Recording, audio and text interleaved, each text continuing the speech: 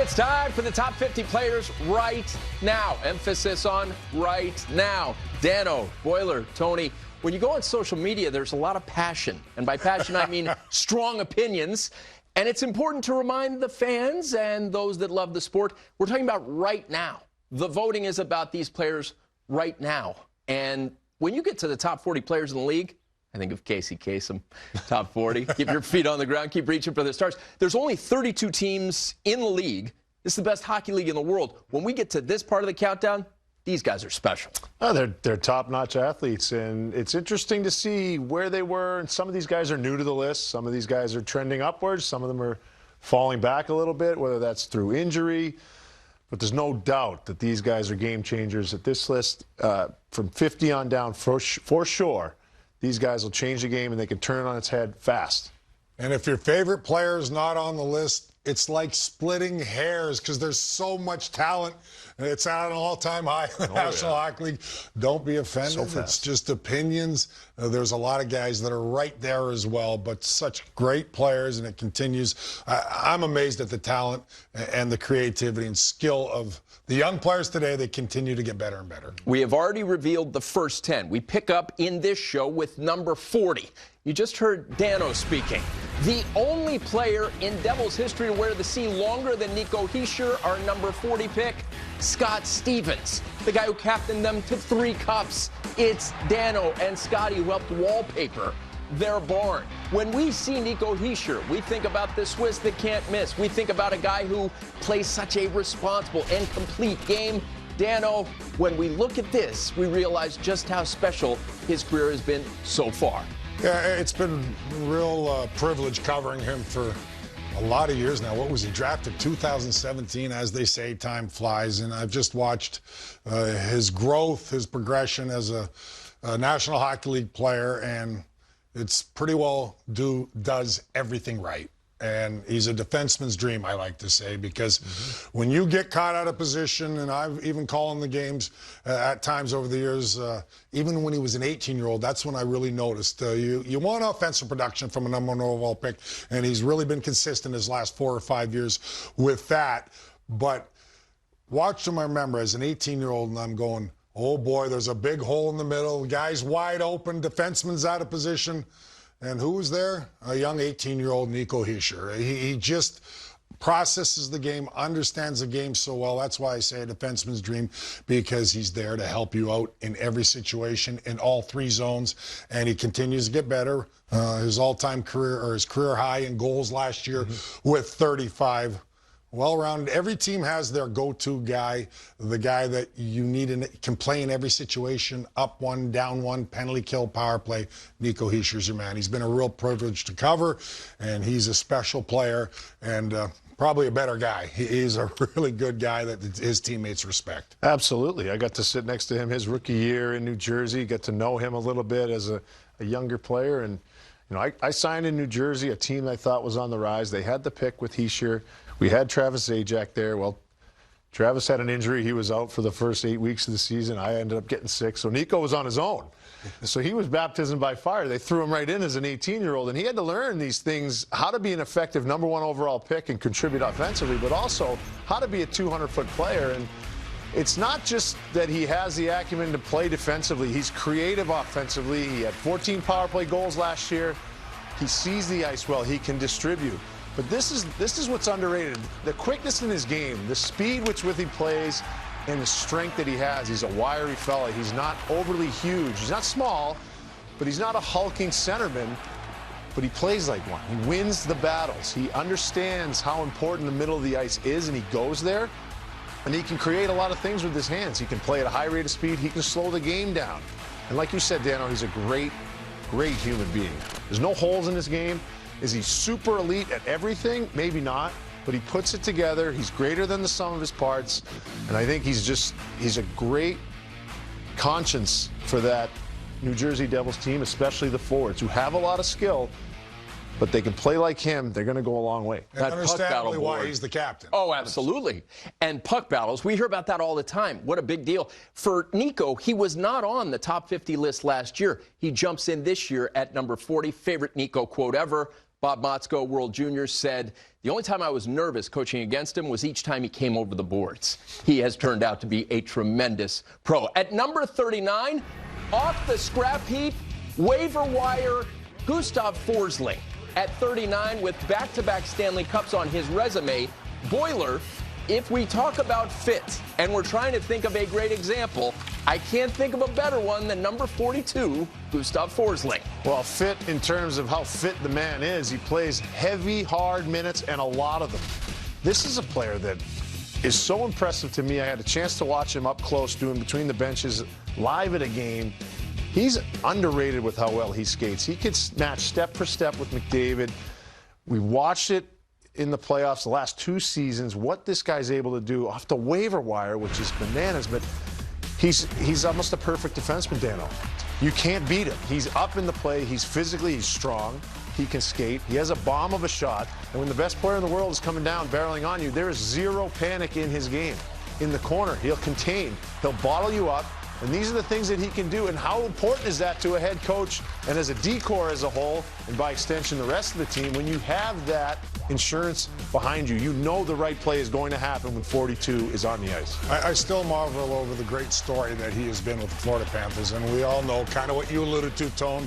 Off the scrap heap, picked up on waivers how many ever years ago by the Florida Panthers. And why the Florida Panthers are back-to-back defending Stanley Cup champions and been there 3 times in a row is because they have found those diamonds in the rough along the way, along with the Barkovs and the trade for Tkachuk. They've just pushed every right button.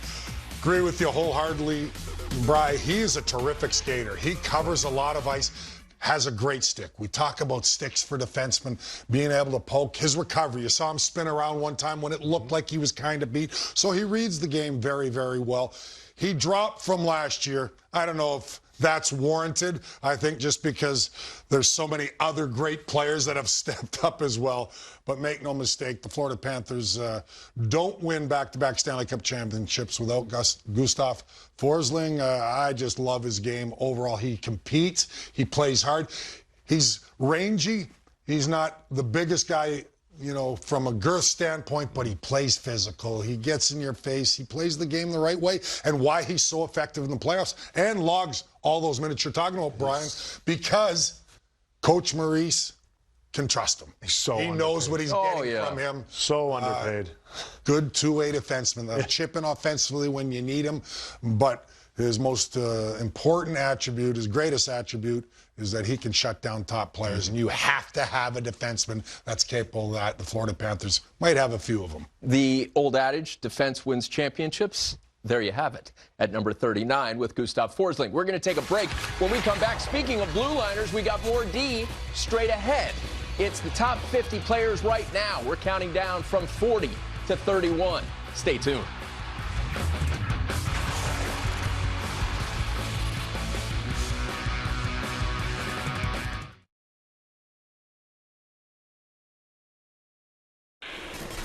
Evan Bouchard. This guy's a bit of a unicorn. You got to know when 73's on the ice. Old school. Charlie McAvoy, a dart from up top. That was hammered. Whoosh bomb. He thinks the game differently. He doesn't shy away from the physical stuff either. McAvoy may have just saved the goal. That quick release of the pass by Bouchard onto the tape of McDavid. He's proven you can win at a high level with him. Charlie McAvoy kisses the crest. He's got 2. Unbelievable from Evan Bouchard.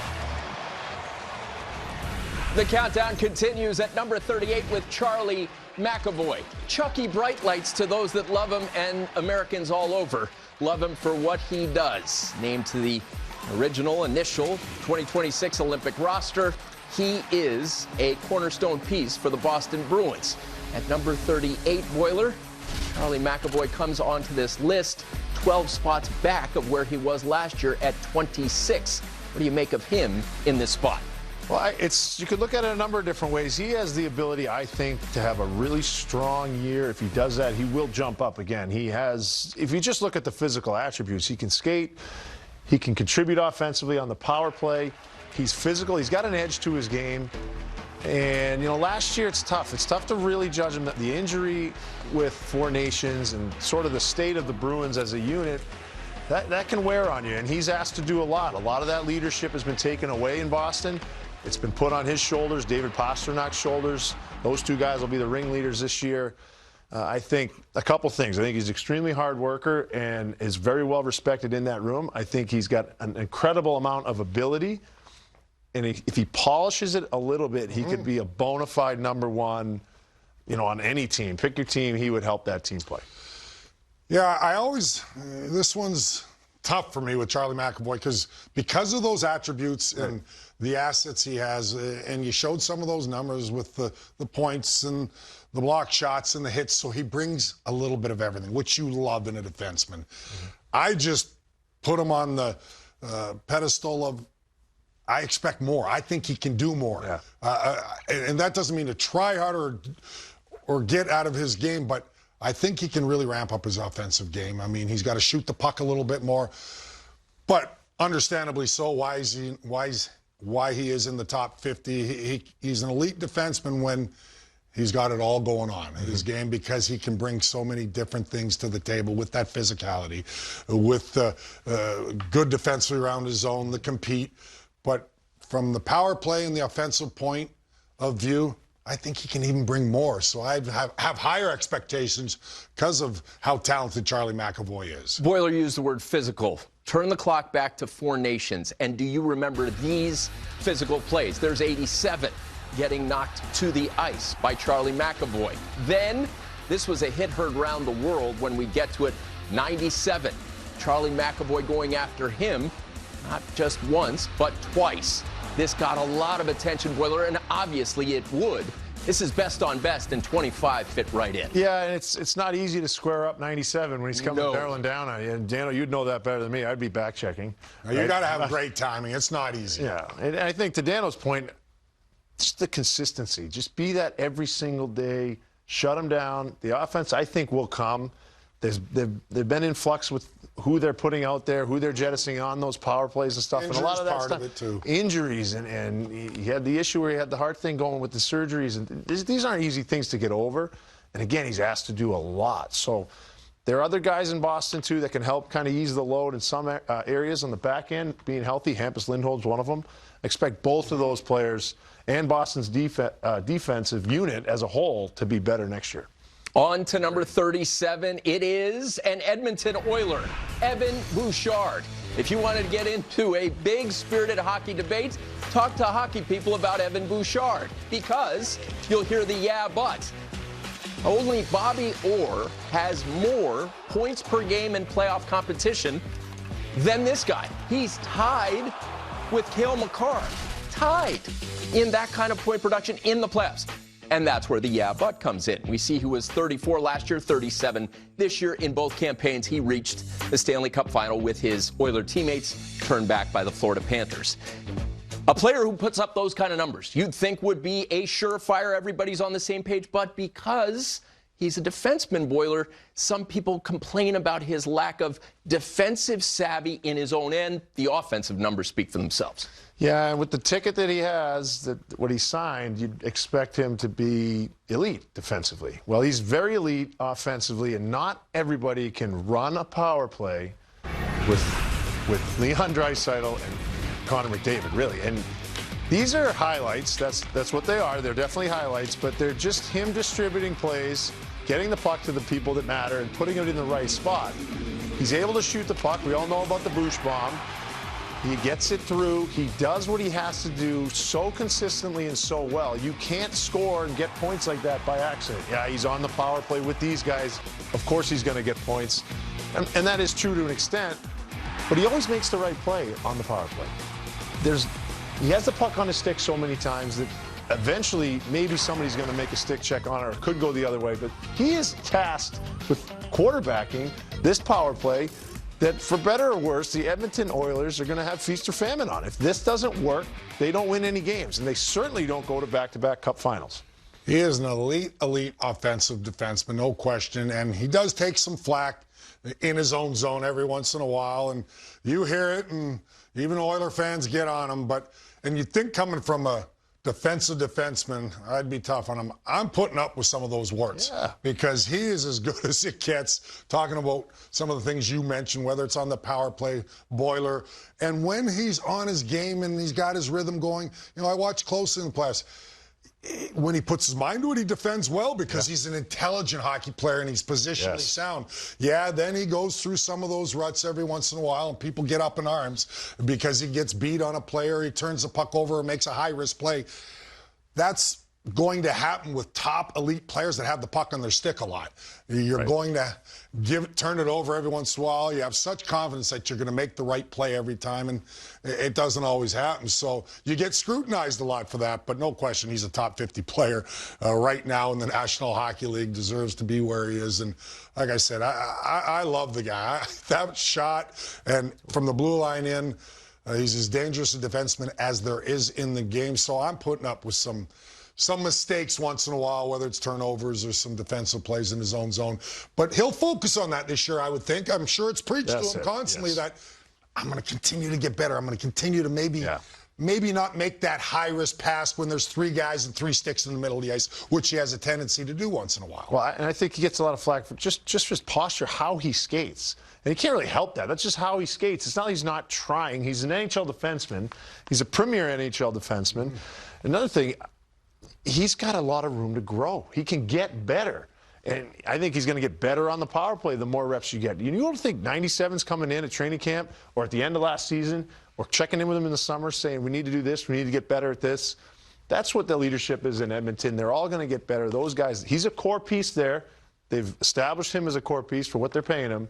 I think he has room to grow and get better. I'll quickly say you can't teach what Evan Bouchard has with the hockey IQ and the shot and everything else, but you can always get better defensively, and that's something he'll work at a little bit, I think, and be that well-rounded guy more consistently. Just 25 years old. We're going to take our next break. When we return, the first goalie in the top 50. I'll give you a hint. He's going to the Hall of Fame. 2 Vezinas, 2 Cups. You know who's coming. Don't move.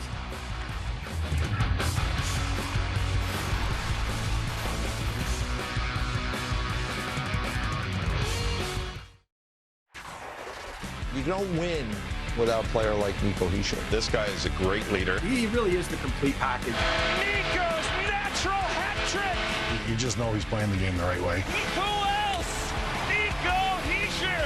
And Gustav Forsling, he turned heads throughout the course of the season. His first step is so explosive, and it's so good. Forsling with a blast. Charlie McAvoy, what stands out? His size and the bite to his game. He scores! Charlie McAvoy sizzles it home.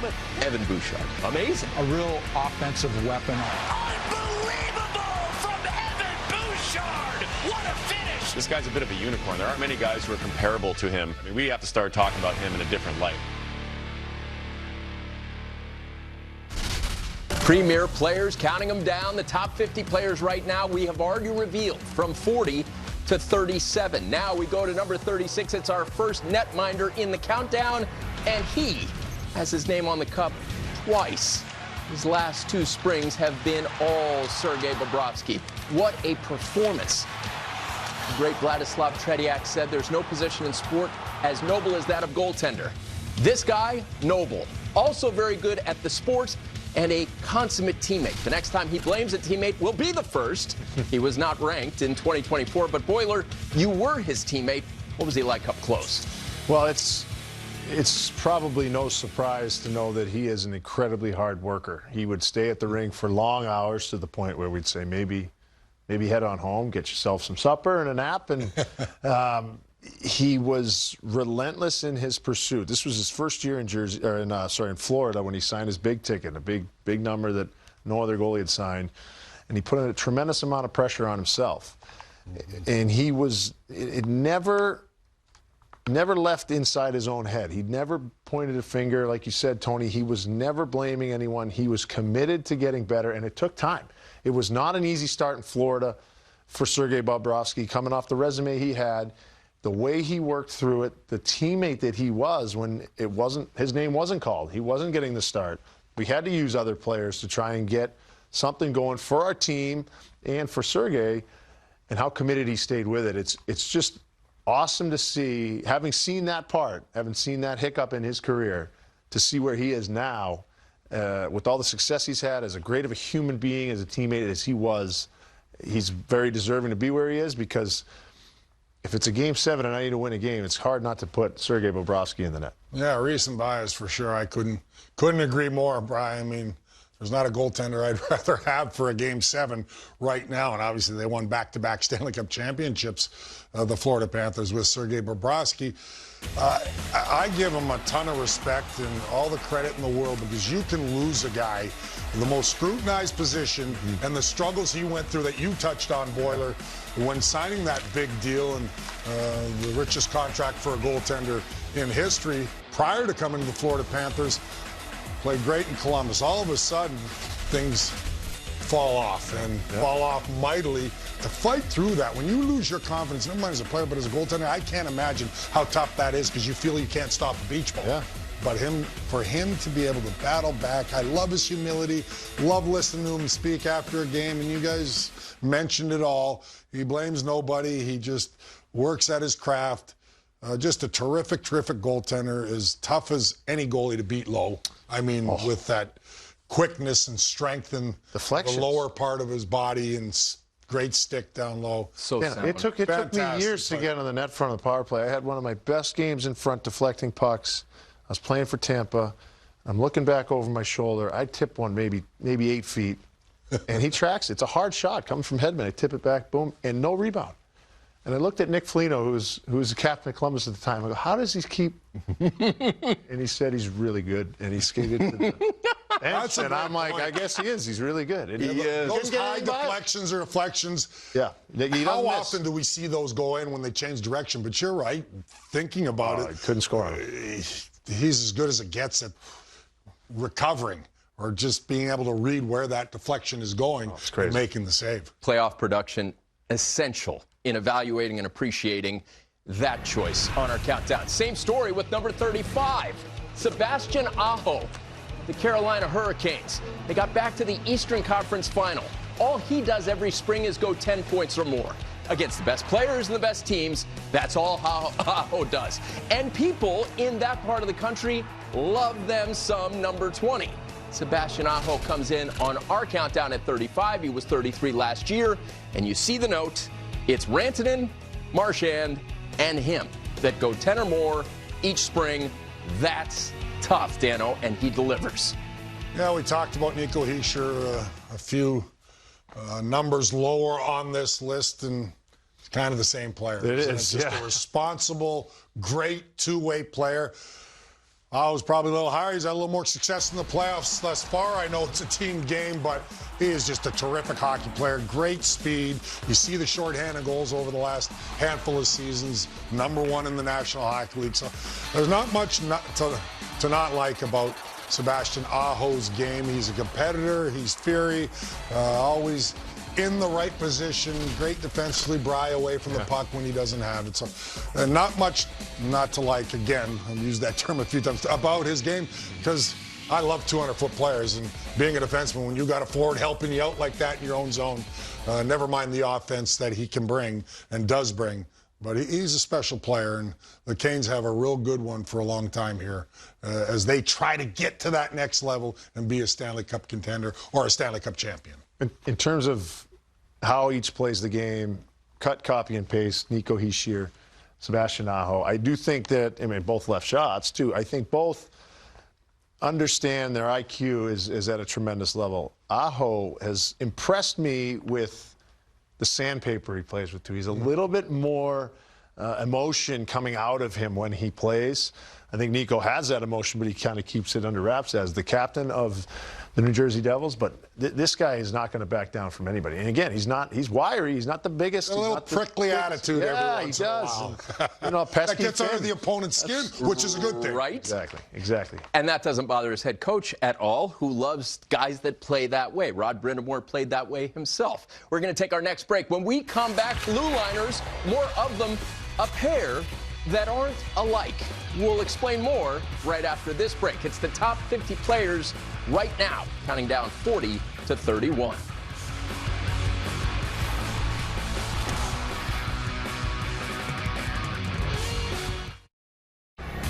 Our countdown continues at number 34 with Roman Josi. You got to be really good to miss about a quarter of the season and be number 34 among the top 50 players right now. And Roman Josi is very good. So well respected, the captain, on and off the ice, beloved in Nashville.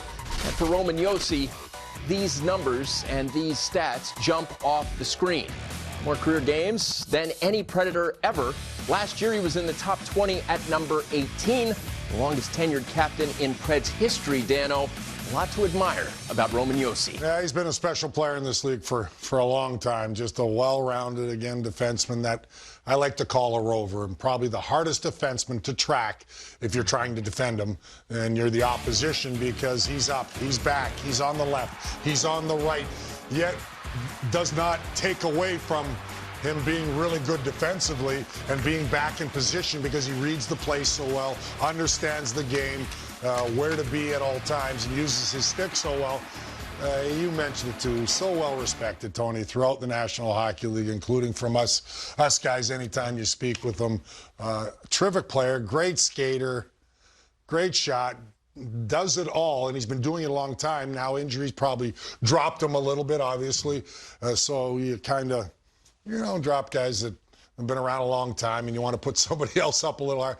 He might be right back to the top 20 this season. He's going to be have a little chip on his shoulder, along with a lot of Nashville Predators, from the standpoint of the season that they had, and they're going to want to prove that was just a one-off. Former teammate of yours. Another one, another former teammate, taught him everything he knows. Listen, he doesn't get tired. He doesn't get tired. He can play the game. And skater. Yeah, truly. And how his IQ, he's a hockey genius is what he is. He really understands the game so well and what the game needs. He's the engine offensively, believe it or not, as a defenseman on this Nashville team. And he has been for a decade. So he understands when the team needs a goal. He will shut it down when the team needs a stop at the end of a game. Does everything for that franchise, has been a great ambassador for that franchise in the city of Nashville. He's done tremendous work down there. Great human being, as we've said about a number of these guys. And he's got a big, big shot. He likes to fire it. When you're in front of the net, sometimes you have to duck. So hit the net, Yos. But he will have a bounce back year, that whole team. They're going to find some more goals, and he's going to be a big part of it. The contrast could not be greater. From an offensive defenseman to our next selection. At number 33, Jaccob Slavin. If you watch the Four Nations in Best on Best, when there was no time and space and everybody was going super duper fast, this guy was just fine, thank you. Jaccob Slavin, a mainstay in the Lady Byng conversation. He's a gentleman on and off the ice. And as hockey people like to say, if you have one game to win, who do you want out there? Probably this guy, defending. Last year, number 46. This year, 33. And that's a statement in and of itself, Boiler. Yeah, and he's not going to jump off the page with offensive production, but his commitment to how he defends, he's a wet blanket. If you're having fun with anything, you toss a wet blanket on, you're not having as much fun. And he's going to kill all the offense. I love it. It's over. And that's trying to figure that one out for so good. Yeah, he's smothering you with his defense. If he doesn't have a perfect gap, guess what? He's fearless as well. He will block anything. He'll get in front of anything. He's able to toss Barkov aside, as the first clip that we showed. That's a big man. He's able to move. He's incredibly strong. His reads are perfect. His stick might be the best in the NHL. How he stick checks, here it is, there is a forearm shiver to his 240-pound man. Wyatt Johnston didn't love that.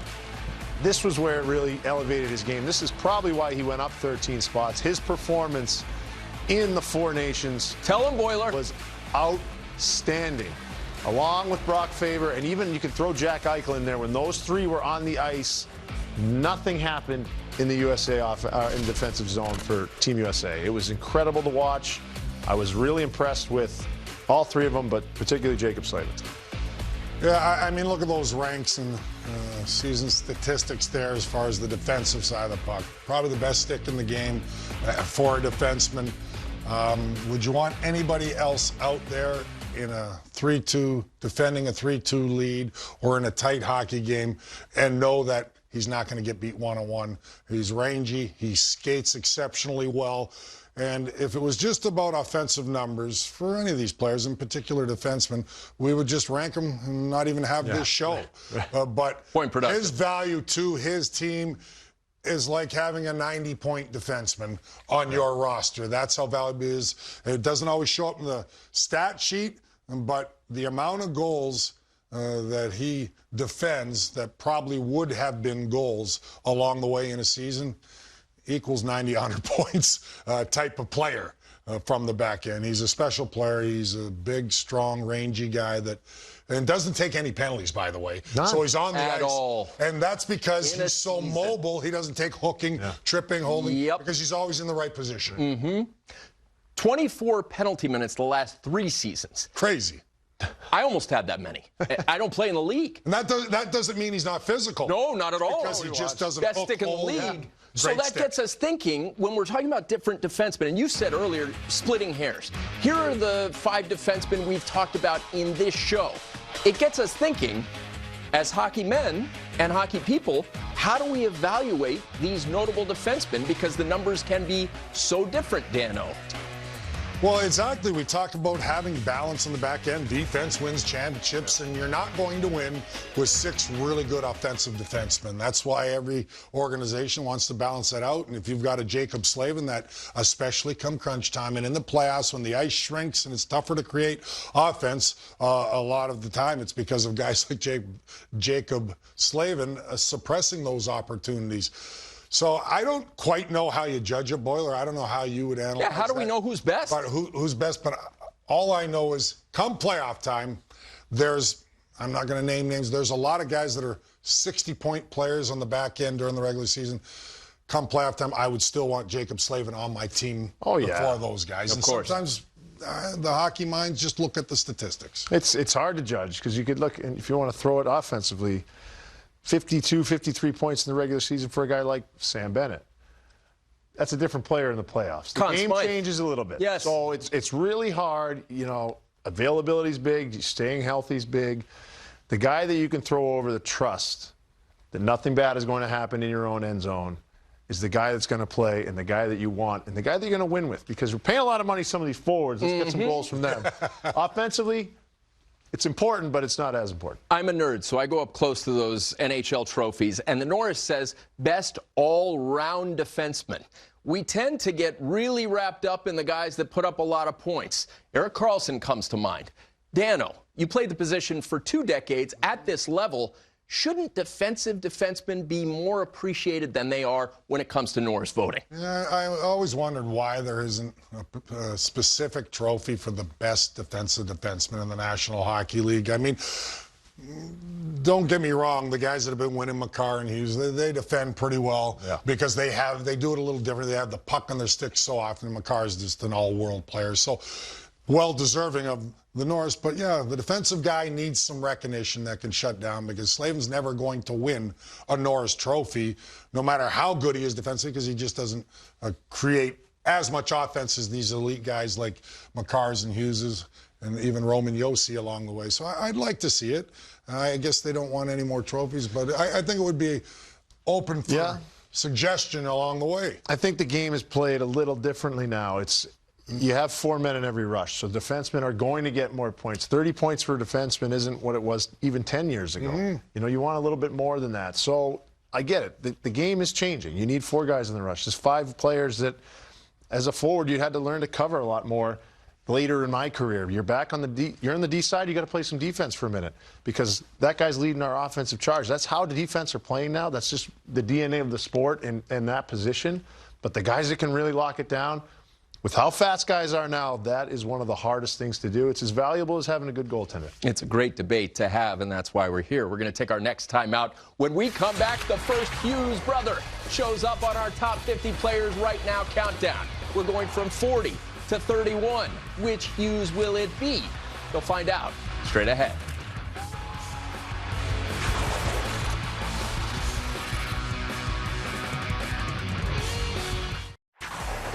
It's the top 50 players right now. Your recap from 40 to 33 during this hour. Those are some really good players. 32 teams in the league. We are getting to the premier players in the National Hockey League right now. We move on to number 32, Robert Thomas. Remember when the Blues had to go on a ridiculous stretch at the end of the season, get into the playoffs? This guy was amazing. 12-game point streak, 11-game assist streak. He was unreal. Robert Thomas was so vital in that run to make it to the postseason. He lands at 32 on our countdown. He was not ranked the year before. As we look at what he's done, you see the 2 straight seasons with 60 or more assists, 2 straight seasons with 80 or more points. The last Blue to do that, it was a guy in the 90s. I hope I'm pronouncing this right. Brett Hull. Oh, my gosh. Robert Thomas, have a year. And he did. Yeah, he's probably, prior to this year, been underappreciated. Nobody talked a whole lot about him, didn't realize how talented this young player is. I mean, he's a good two-way player, a dishing machine. He showed those assists the last couple of seasons. And I've always liked his shot. I think he can even score more. He scored 26 the previous year, 21 last year.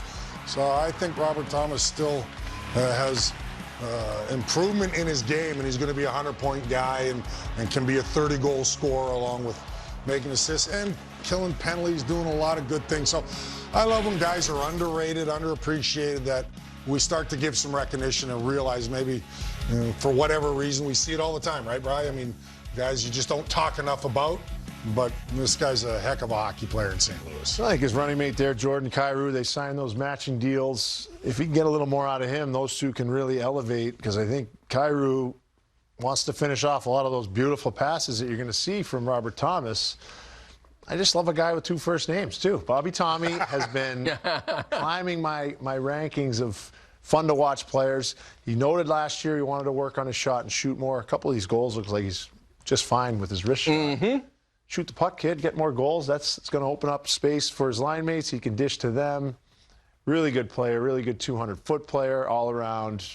You know, a gem for St. Louis. Dano, massive leap to go from not ranked the previous year to 32 this year. Can he make a similar leap next year if his shot remains along these lines, but more productive in terms of goal production? Yeah, possibly, yeah. I think sky's the limit for him. You can go from being underrated, and we've talked about so many players that are underrated that we just don't mention a whole lot, to being, wow, opening your eyes. And he's starting to open everybody's eyes in the hockey world that don't pay attention to Robert Thomas. And it's just figuring out, you know, maybe throw defensemen or the opposition off a little bit, that I have the capability to shoot a little more. Because I've always loved the shot. You showed some of those goals, Brian. Yeah. He can rip it. But when you've got that pass-first mentality, maybe sometimes you do it a little too much and you defer. So if he balances that out and becomes that 30-60 guy, 30-65 guy that you know is responsible defensively, yeah, he will continue to climb in my estimation. He had a fractured ankle to start injured last season. How about that? It's not easy to do. It's especially as a younger. He's only 26, and it's evident now that he's the engine offensively. And when that is the case, you go into buildings, your name is circled, right, Daniel? You're looking at this guy. If you're going to play against him, you're going to make life hell for him that night, right? So he's coming off an injury, a significant one with his ankle. He comes back and he's still productive, so you got to give him credit for that. I think how this list was made, people understood that, and that's why he is where he is, and he can go up. Up next on the list, at number 31, a famous sibling. New Jersey Devils fans love them some Jack Hughes. He's so good and so dynamic. He scores!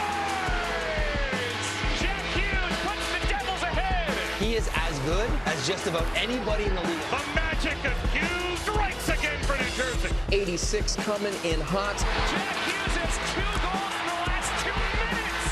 It's a 3-point night for Jack Hughes. He scores!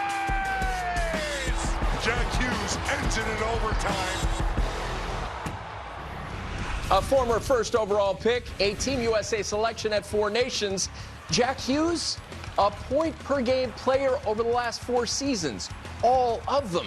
That seems to be an important standard that we pay attention to in the National Hockey League.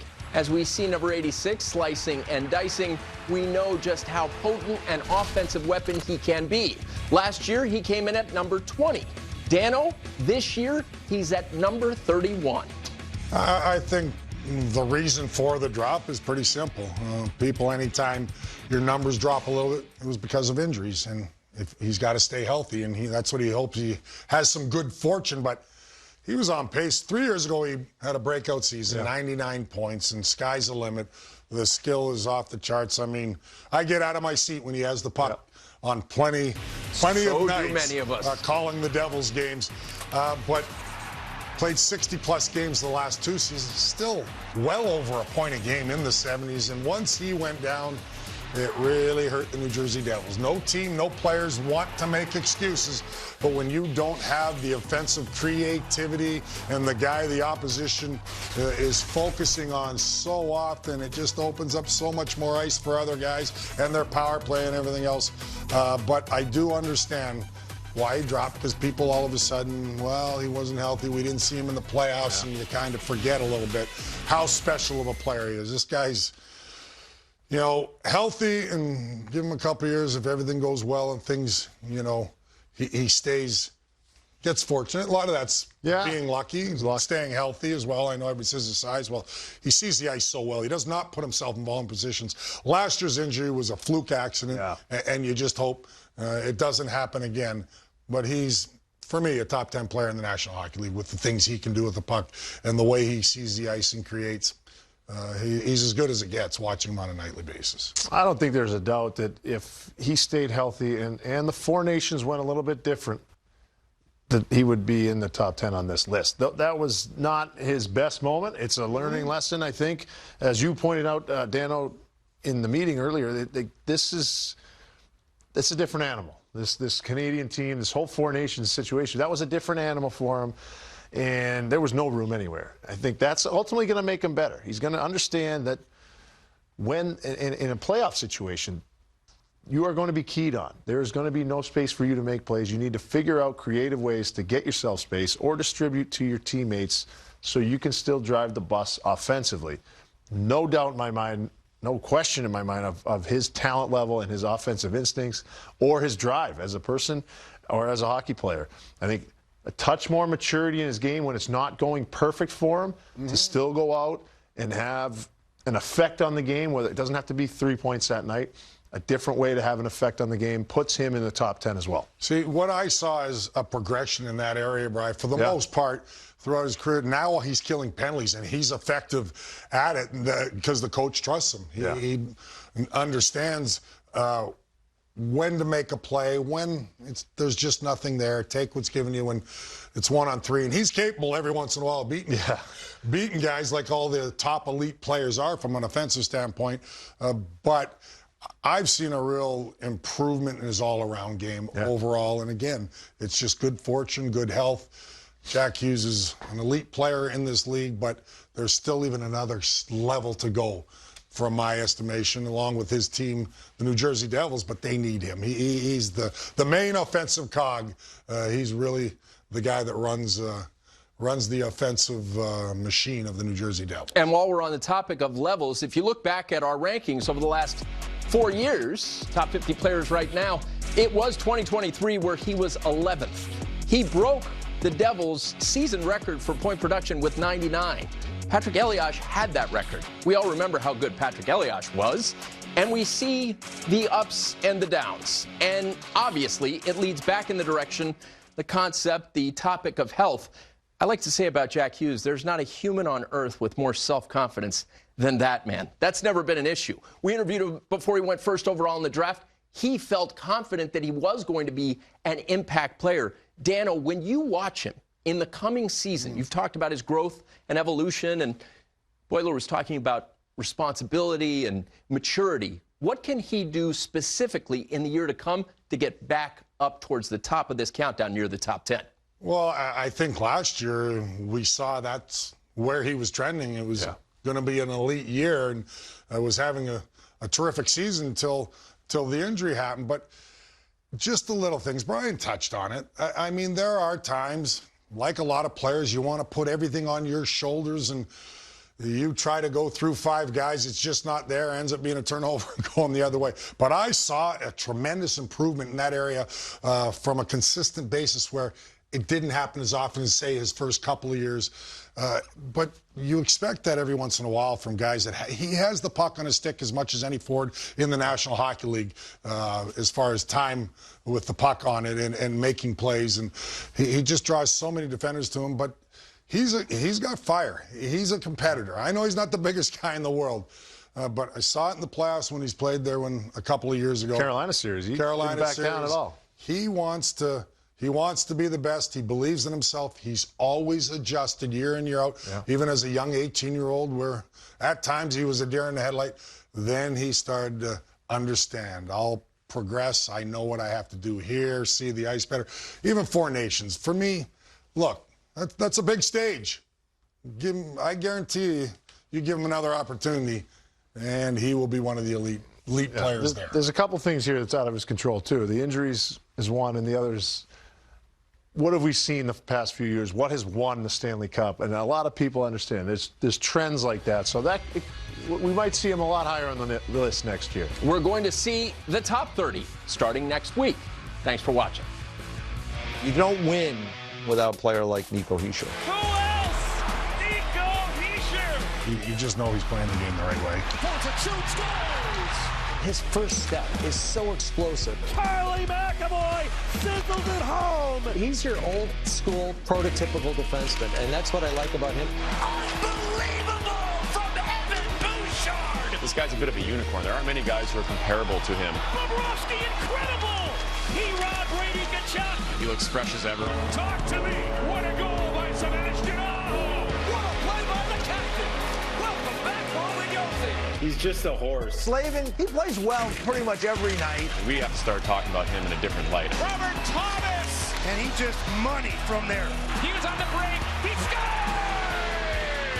He is as good as just about anybody in the league at a lot of the different things offensively. Just an absolute puck-dominant player.